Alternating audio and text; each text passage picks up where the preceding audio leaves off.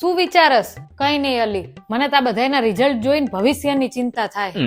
કેમ? તે માર્કિંગ કર્યું? 1 થી 7 ધોરણમાં તો બધા છોકરા 90% ઉપર જ આવે છે. જીનું સ્ટેટસ જુઓ ને બધા 90% ઉપર જ હોય.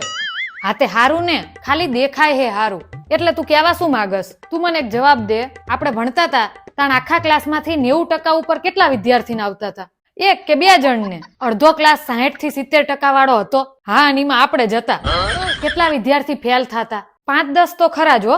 તો પછી અત્યારે બધા 90% ઉપર જ કેવી રીતે આવે છે? અત્યારના છોકરા હોશિયાર થઈ ગયા એટલે. પણ બધાય તો ના હોય ને. તું મને એમ કે તારા છોકરાને નબળું રિઝલ્ટ આવશે તો તું શું કરીશ? સ્કૂલ બદલી દઈશ. બસ આ જ પોઈન્ટ હે. સ્કૂલ વાળાએ સમજી ગયા હે કે જો આવું કરશું ને તો સ્કૂલમાં સંખ્યા ઘટશે. વાત તો તારી સાચી હો. મોટા ભાગના મા બાપ ઈ વાત સ્વીકારવા જ નથી માંગતા કે આ બાબતમાં મારું બાળક નબળું છે. પછી સ્કૂલ વાળાએ શું કરે? સ્કૂલ વાળાએ હવે સમજી ગયા હે કે મા બાપને જેવું ગમે હે ને ઈ જ આપો. આપણા બાપાને શું જાય?